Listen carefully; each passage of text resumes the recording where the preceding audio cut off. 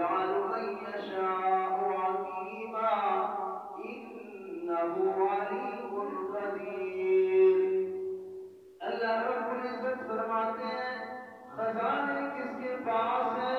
خزانے اللہ کے پاس ہے.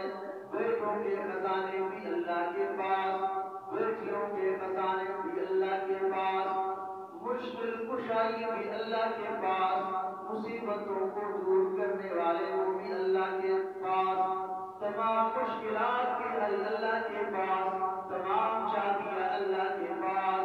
اللہ رب العزت سمجھاتے ہیں ابراہیم علیہ السلام دعا مانگتے ہیں، کس سے مانگتے ہیں؟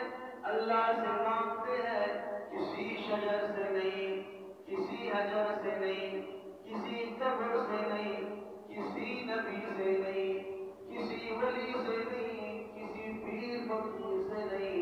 ابراہیم علیہ السلام دعا مانگتے ہیں، بیٹا مانگتے ہیں، اللہ سے مانگتے ہیں رب هب لي من الصالحین.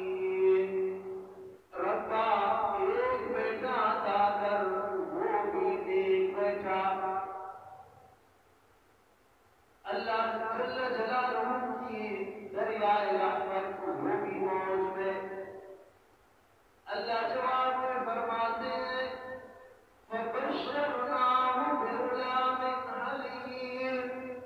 اللہ فرماتے ہیں ہم نے ابراہیم علیہ السلام کو ایسا بیٹا عطا فرمایا جو حلیم ہوگا. یا اللہ سمجھ نہیں آیا، ابراہیم علیہ السلام صالح بیٹا مانگتے ہیں اور آپ نے حلیم بیٹا عطا فرمایا. اللہ سمجھاتے ہیں اسماعیل کو جن عشق کے وادیوں سے گزرنا ہوگا، جن گھاٹیوں سے گزرنا ہوگا، اس کے لیے صرف صالحیت کافی نہیں.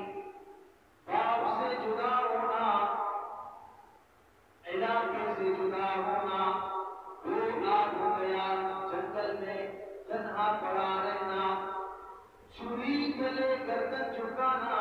اللہ سمجھاتے ہیں یہ بغیر علم کی صفت کے نہیں ہو سکتا. اللہ نے فرمایا فبشرناہ بغلام حلیم.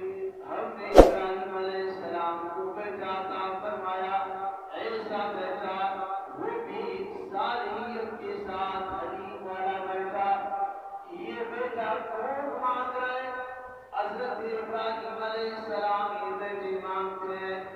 ابراہیم علیہ السلام عجیب پیغمبر ہے، دو دعائیں مانگتے ہیں ابراہیم علیہ السلام. ایک دعا محمد رسول اللہ کے لیے، ایک دعا خلیل اللہ کے بیٹے ذبیح اللہ کے لیے. ابراہیم علیہ السلام سے دعا مانگتے ہیں، اللہ رب العزت کے خزانوں کی روح ڈھونڈ لیتے ہیں. ایک دعا مانگتے ہیں کوثر والا، ایک دعا مانگتے ہیں ابراہیم علیہ السلام زمزم والے کو.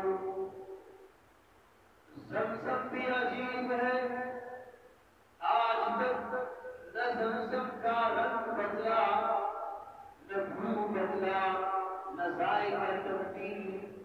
اس لیے زمزم حضرت اسماعیل